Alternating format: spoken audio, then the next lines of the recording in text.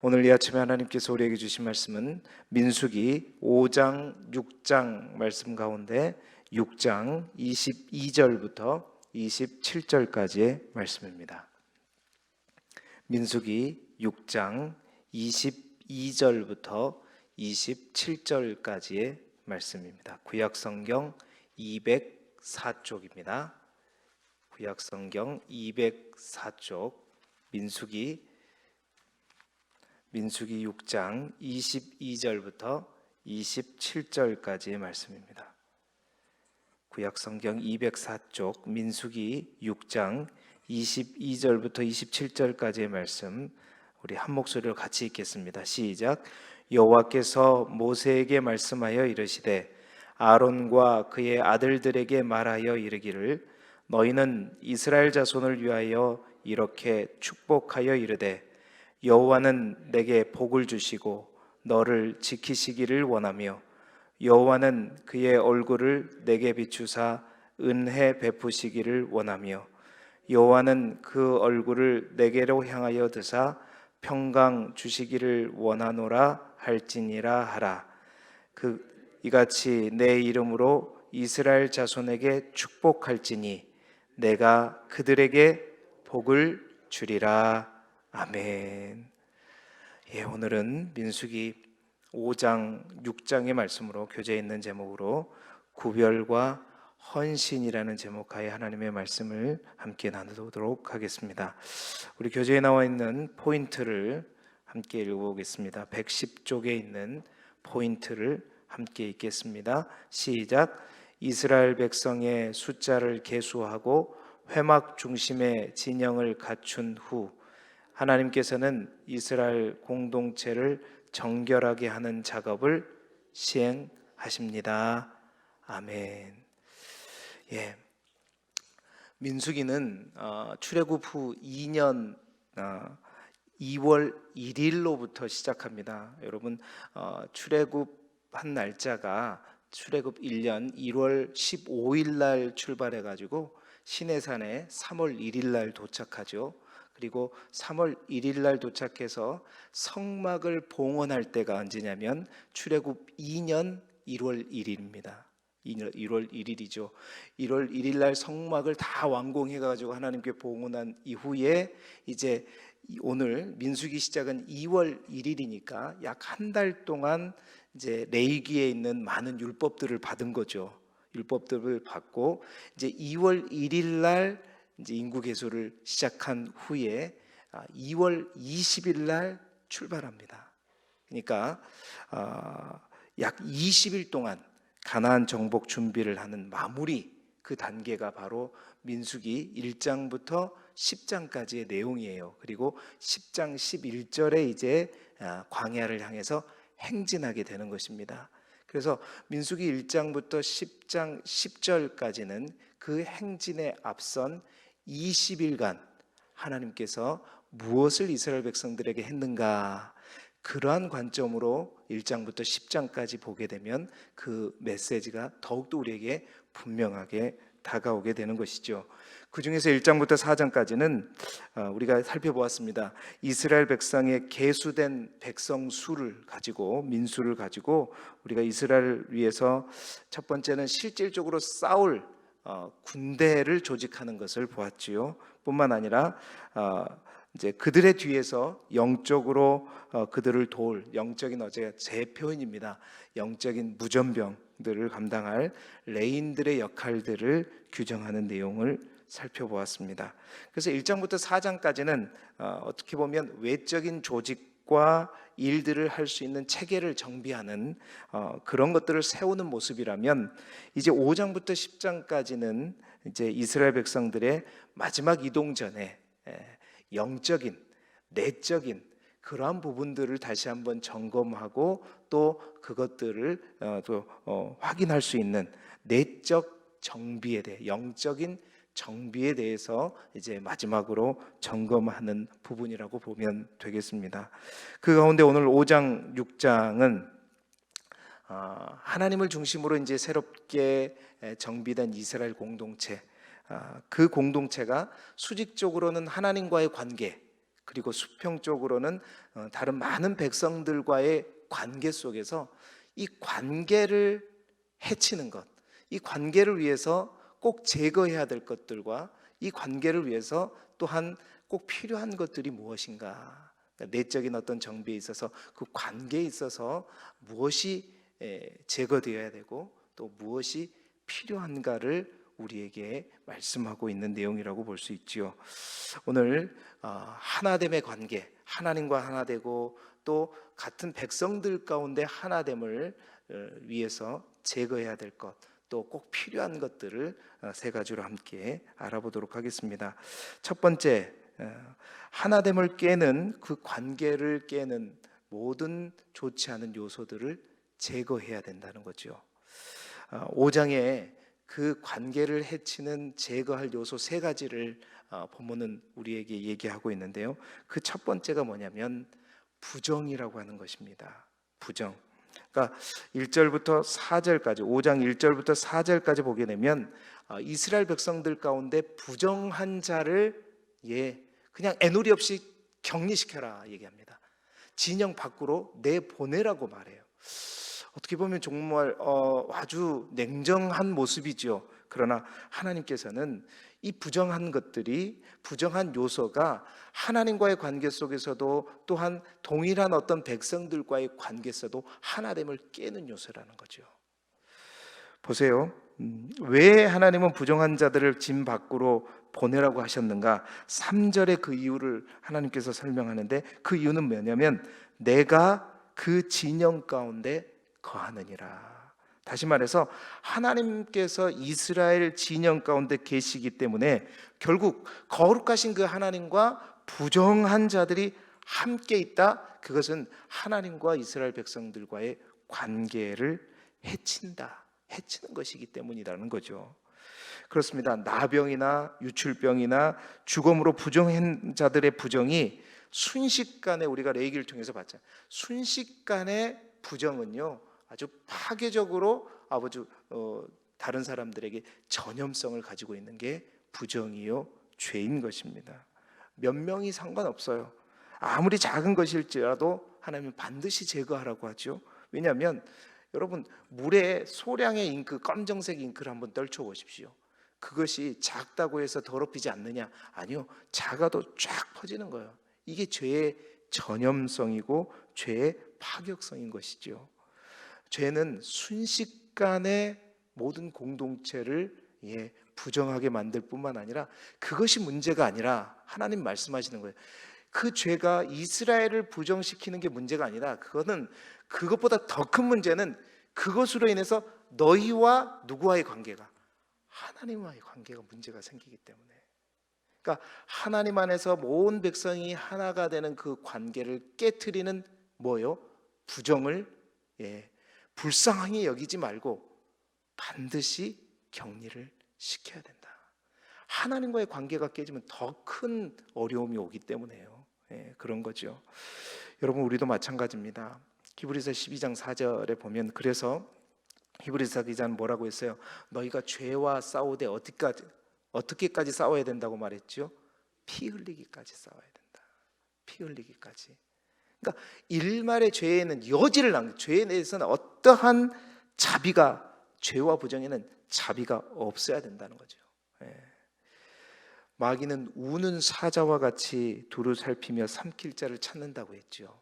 이 틈만 있어도 우리에게 삐짓고 들어와서 우리를 넘어뜨리는 게 사탄 마귀요, 그 사탄 마귀가 퍼뜨리는 죄와 부정의 역사인 것입니다. 그래서 우리는 철저하게 죄와 맞서야 되고, 그 죄와 싸우기는 피 흘리기까지 싸워야 우리의 거룩이 유지되고, 그 거룩이 유지될 때 하나님 앞에 더 큰 임재가 돼요. 여러분, 신앙생활 해보면 알잖아요.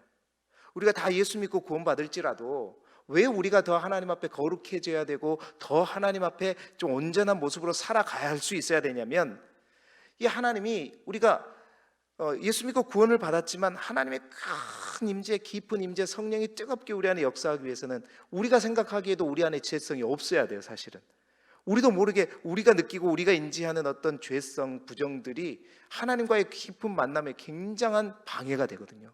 우리 영이 알아요, 그거는. 그래서 어떠한 부분에 있어서도 끊임없이 우리 안에 있는 죄인 요소를 회개하고 자백함으로써 지워가야 하나님과 온전한 관계가 유지되는 거예요. 이스라엘 백성도 마찬가지인 거예요. 공동체의 하나됨을 깨는 제일 먼저 뭘? 부정을 제거하라. 그래서 뭘 유지하는 거예요? 거룩과 성결을 유지하라는 거죠. 두 번째로는 5절부터 10절까지가 뭐냐? 갈등을 제거해야 된다는 거예요. 여러분, 대인 관계 속에서 갈등이라고 하는 거, 오늘 5절부터 10절까지 보면 대인 관계에서 빚어지는 이웃에 대한 재산권 및 인권 침해를 해결하는 방안, 손해배상법에 대해서 얘기하고 있습니다. 이미 언급된 내용이기도 하지만 마지막 하나님께서 이제 광야를 향해서 나아가는 그들에게 지금 마지막 혹 우리 안에 그들 안에 있는 갈등의 요소, 그게 왜요? 하나됨을 깨트리기 때문이에요. 뿐만 아니라 이제 이 요소들은요, 지금 마지막 떠나기 전에 마지막 점검할 뿐만 아니라 계속해서 이스라엘 백성들이 어떻게 해요? 광야에 행진할 동안에 반드시 체크해야 될 거예요. 이 갈등이 어디에서 나왔어요? 정탐꾼을 보내서 12정탐꾼을 보냈을 때 그 갈등 때문에 사실은 찢어진 거 아닙니까? 마음이 하나 되지 못하니까. 그렇죠? 이 갈등, 이웃에 대한 행한 죄는 모두 하나님을 거스른 행위이고, 이러한 행위는 공동체를 무너뜨릴 뿐만 아니라 이러한 갈등은 하나님과의 관계에서도 문제가 되기 때문에, 그래서 오늘 5절부터 10절까지는 이러한 죄를 범할 경우에 5분의 1을 대해서 이웃에게 배상할 것과 또 하나님 앞에 속죄제를 드리라고 규정하고 있는 것이죠. 이것은 공동체 내에 발생하는 어떠한 갈등의 요소들을 다 제거하고 공동체가 화평하고 화목할 수 있도록, 하나 될 수 있도록 도모하고자 하는 것이죠. 그렇습니다. 공동체 안에 이 조그만 갈등이라도 그 갈등을 무시하면 안 되죠. 그 개인과 개인 간의 갈등이 편을 만듭니다. 그러니까 개인과 개인 간의 갈등이 그룹과 그룹과의 갈등으로 연결되고, 그 그룹과 그룹과의 갈등이 결국은 어떻게 공동체를 무너뜨리게 되는 거예요. 그렇습니다. 관계에 있어서, 대인과의 관계에 있어서 그것 또한 부정이죠. 그 부정을 어떻게 하라? 제거하라는 거예요. 여러분, 빌립보 교회가 사도 바울에게 정말 기쁨이 되는 교회였지만 그 빌립보 교회에 흠이 있었다면 그 안에 갈등이 있었죠. 그 갈등을 제거하기 위해서 사도 바울은 어떤 처방을 내리죠? 그리스도 안에서 같은 마음을 가져라. 그 같은 마음은 그리스도 예수의 마음이니 그는 근본 하나님의 본체시나 어떻게 해요? 낮아지는 마음, 겸손한 마음, 나보다 남을 낮게 여기는 그 마음을 가지고 예수 그리스도께서 우리에게 보여주는 그 겸손의 마음을 가지고 하나 되라. 여러분, 그 겸손의 마음이, 낮아지는 마음이 하나님과 인간 사이에 있는 그 휘장을 찢었던 것처럼 사람과 사람 가운데 있는 그것을 막고 있는 휘장 또한 뭐가 뚫려요? 겸손의 마음, 낮아지는 마음, 그리스도 예수의 마음이 그 휘장 또한 찢는다는 거죠. 그 갈등을 제거하라는 겁니다. 세 번째로 5장 11절부터 31절까지 의심을 제거하라. 한 가정의 남편이 그 자기 아내에 대해서 의심을 품기 했어요. 그 의처증이죠. 요즘 말로 말하면 그것이 발생했을 때 그 즉시 그 문제를 해결하는 의심의 법 규례를 얘기하고 있는 거예요. 사실 이 법이 내용을 여러분 읽어보시면 알겠지만 여성들에게 여성들만 너무 편애하는, 너무 여성들에게 불공평한 법 아닌가라는 생각을 하게 되지만요, 여러분, 당시 여자들은 우리가 십계명에도 보면 뭐냐면 여자들을 남자들의 소유물로 여겼단 말입니다. 그때 당시에는. 그러다 보니까 그 소유물인 여자가 간음의 혐의만 받아도 어떻게 해요? 돌로 내쳐서 죽어야 돼요.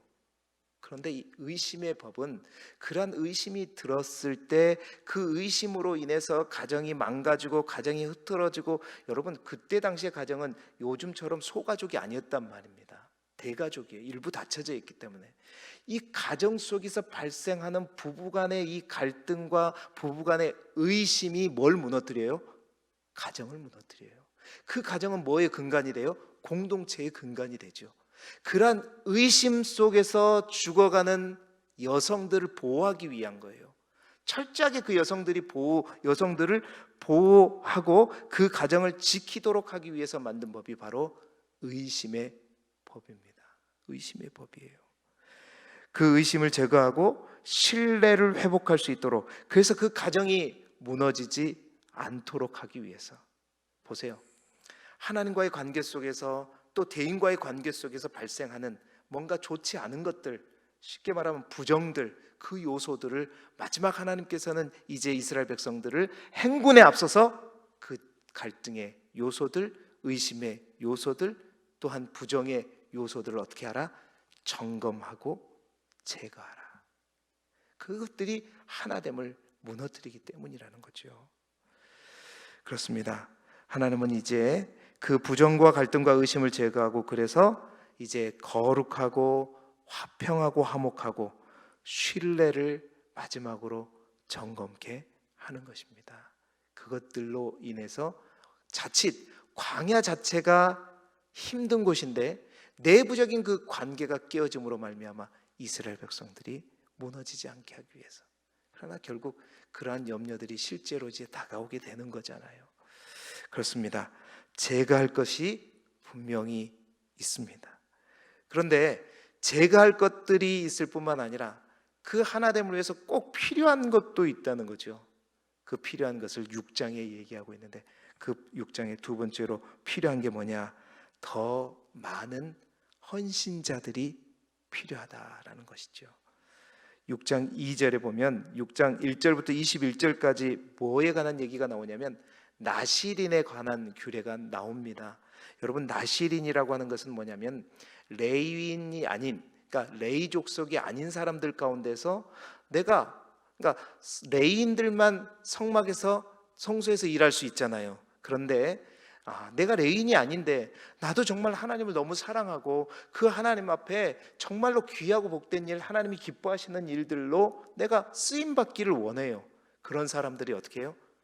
서원을 하는 거예요. 어떤 기간 동안에 1년도 좋고 남녀노소를 불문하고 내가 하나님 앞에 정말로 헌신하고 싶다 하는 사람들은 시간을 정해가지고 그 시간 동안 레인과 같은 그런 특별하게 구별된 사람이 되어서 성소에서 일을 하는 사람으로 쓰임받는 이들, 그들이 누구죠? 바로 나실인입니다. 하나님은 그 나실인을 필요로 하시고 그 나실인이 이스라엘 공동체의 하나됨에 의해서 더 꼭 필요한 자들이라고 보는 거죠.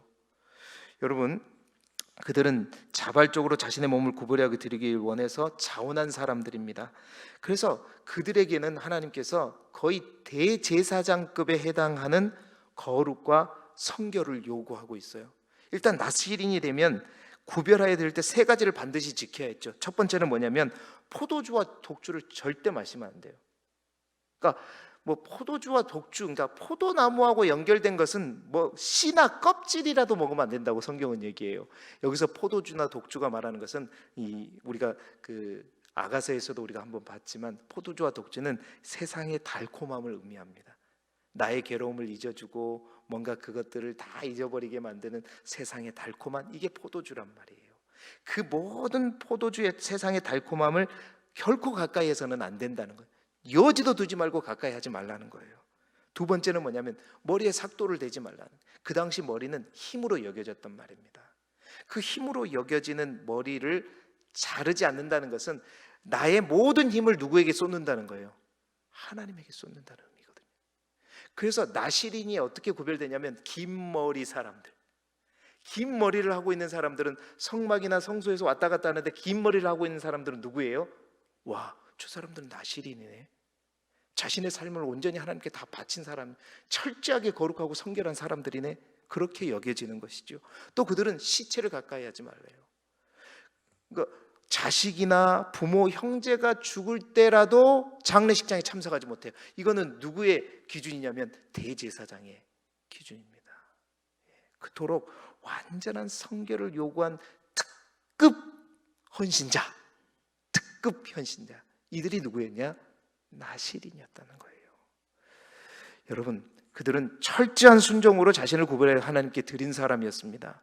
그래서 우리가 5장에서 아까 이스라엘 백성들 가운데 제거해야 될 것들, 부정과 갈등과 의심이었다면, 이 하나님의 공동체 가운데 꼭 필요한 존재들이 뭐였냐면 특급 헌신자들이었어요. 이 긴 머리의 사람들이 다닐 때마다 제사장들은 어땠을까요? 큰 도전을 받았겠죠. 우리는 원래부터 하나님께서 택하셔서 이 일들을 하고 있지만, 저 사람들은 자신이 자원해서 저렇게 열심히 구별되고 성결하면서 하나님의 일에 헌신하는 모습을 보면서 제사장들이 잠깐 일을 소홀히 하다가도 어휴, 저렇게 열심히 하는 사람이 있는데, 똑같은 거예요. 목사가 돼서 주의 일들을 감당하고 있는데 성도들 가운데 목회자보다 더 열심히 헌신하는 사람들을 보게 되면 어떻게 해요? 나 똑바로 해야 되겠는데, 이런 생각이 들 거 아니겠어요? 뿐만 아니라 이스라엘 백성들 가운데 이 구별되기를 자청하고 헌신한 특급 헌신자들이 있을 때마다 나도 저런 사람들의 모훈을 받아야 될 텐데, 이런 공동체에 부정으로 공동체를 흐트러뜨리는 것이 아니라, 말하자면 어떤 거룩의 바이러스가 되어가지고, 좋은 바이러스가 되어가지고 이스라엘 백성들에게, 제사장들에게 선한 영향력을 끼치므로 그들에게 도전을 주는, 영적으로 매너리즘에 빠져가지고 뭔가 열정을 잊어버린 이스라엘 백성들에게 이들이 다닐 때마다 뭔가 믿음의 불을 붙여주고, 영적인 불을 붙여주고, 그것이 영적이 됐든 물질적이 됐든 어떤 실제적인 어떤 것들이 됐든 그들의 등장이 여러분 새로운 공동체를 깨우는 역할을 하는 거죠. 여러분, 우리 공동체 안에도 이런 특급 헌신자들이 있기를 주님의 이름으로 축복합니다. 저를 깨워줄 수 있는 어떤 헌신자들이 나오기를 바라고요. 100년 동안에 우리 길두교회가 쌓았던 그 아성 가운데 젖어있는 우리의 영적인 매너리즘을 뭔가 다시 한번 깨우고, 이렇게 하면 안 돼, 뭔가 우리가 더욱더 하나님 앞에 나아가야 돼, 그것들을 다시 한번 도전시키고 일깨워주는 특급 나시린, 여러분 그러한 존재가 공동체에 꼭 필요하고, 지금 광야를 향해 가는 이스라엘 백성들의 발걸음 가운데 이들의 헌신 또한 필요하다는 것이죠. 여러분, 그 특급 헌신자가 여러분 자신들이 되기를 원하고, 또한 저 또한 되기를 주님의 이름으로 축복합니다. 세 번째로는 이제 또 이 공동체 가운데 또 굉장히 필요한 게 있어요. 그게 뭐냐? 바로 제사장들의 축복 기도입니다. 하나님께서 제사장들에게 또 특별히 원하는 게 뭐예요? 마음껏 이스라엘 백성들을 위해서 축복하라는 거예요. 민수기 6장 24절부터 26절까지죠. 오늘 우리가 읽은 본문이 바로 제사장의 축복 기도입니다. 이스라엘 공동체의 하나됨을 위해서, 하나님과 이스라엘 백성들과의 공동체의 하나됨과 이스라엘 공동체 자체적인 모든 하나됨을 위해서 제사장이 할 일은 성막에서 열심히 일하는 것뿐만 아니라 아론과 제사장 그 그룹에게 하나님께서 명령하시는 거예요. 너는 마음껏 어떻게 하라? 나의 이름으로, 하나님의 이름으로 이스라엘 백성들을 축복하라. 이스라엘 백성들을 축복하라. 아론의 축복 기도, 그의 복의 주체는 하나님이시지요. 아론이 기도하지만 복은 누가 주시는 거예요? 하나님이 주시는 거예요. 오늘 우리가 읽은 본문의 27절에 보십시오. 그들은 이같이 내 이름으로 이스라엘 자손에게 축복할지니, 뭐라 그래요? 내가 그들에게 복을 주리라. 제사장들은 기도하지만 복은 누가 주셔요? 하나님이 주신다. 그 하나님이 주신 복이 뭐예요? 하나님이 그들을 지키고 날마다 그들의 얼굴을 비추고 그들을 주목하는 것. 그러니까 항상 하나님이 이스라엘 백성들 앞에 주목하고 항상 같이 하는 그 축복, 가장 좋은 복은 뭐예요? 하나님과의 관계의 복이죠. 하나님을 가지는 것이 복이죠. 제사장들이 해야 될 또 하나의 임무는 뭐냐면 마음껏 이스라엘 백성들을 너희가 가진 축복권을 가지고 축복하라. 복을 빌어주라. 사랑하는 여러분, 이 시대의 영적인 제사장으로, 왕같은 제사장으로 우리 모두 또한 부름받았을 줄 믿습니다. 특별히 저는 더 그렇고요. 그렇다면 우리의 기도가 단순히 우리의 안녕과 우리 가정만을 위한 기도가 아니라 하나님이 주신 제사장의 축복 기도를 가지고 우리의 가정뿐만 아니라 우리의 이웃뿐만 아니라 우리 공동체를 위해서 함께 복을 빌어주는 축복 기도, 우리들이 꼭 해야 될 일이죠. 교회 사역도 열심히 하지만 이스라엘 백성을 위해서 복을 빌어주는 그 축복 기도의 제사장이 그 일들을 감당했던 것처럼 이 시대 우리 또한 그러한 일들을 감당할 때 하나님의 공동체가 더욱더 하나됨으로 묶어진다는 것이죠. 사랑하는 성도 여러분, 이스라엘 백성들의 출발에 있어서 또 점검하고 필요한 사항들을 오늘도 함께 점검해 보았습니다. 그래요. 밖으로 나아가 싸울 군대도 필요합니다. 뿐만 아니라 그들 뒤에서 영적으로 지원할 특별 부대도 필요하지요. 뿐만 아니라 그 공동체 내에 철저하게 제거해야 될 부정과 갈등과 의심들도 있는지 점검해야 돼요. 뿐만 아니라 그 공동체 안에 그 공동체를 깨우고 하나님의 거룩을 더욱더 퍼뜨려 나갈 특별한 헌신자들도 필요합니다. 뿐만 아니라 공동체를 지속적으로 하나님과 함께 묶어줄, 그들을 위해서 축복할 제사장들, 제사장의 축복 기도까지 있어야 되는 것이죠. 이스라엘 백성은 이 20일 동안 안팎으로 이러한 것들을 준비하고 있었던 것입니다. 사랑하는 성도 여러분, 코로나는 분명히 정복될 것이고 끝나게 될 것입니다. 그러면 이제 우리 길두교회라고 하는 이 공동체 또한 이제 이곳에 머물러 있는 것이 아니라 우리도 세상을 향해서 행진하게 될 거예요. 그렇다면 이 기간 동안 우리가 무엇을 점검해야 되겠는가? 오늘, 어제, 그제 말씀은 우리에게 분명하게 말씀하고 있는 것입니다. 이러한 것들을 영적인 체크리스트를 삼아서 우리의 공동체를, 우리 스스로를 다시 한번 점검하고 정말로 하나님이 기뻐하시는 공동체가 될 수 있도록, 특별히 이 사순절의 기간을 통해서 우리가 제거해야 될 것, 우리에게 필요한 것들을 다시 한번 점검함으로 하나된 공동체, 하나님을 중심으로 하는 온전히 하나된 믿음의 공동체를 만들어가는 저와 여러분이 되기를 그리스도 예수 이름으로 축복합니다. 기도드리겠습니다.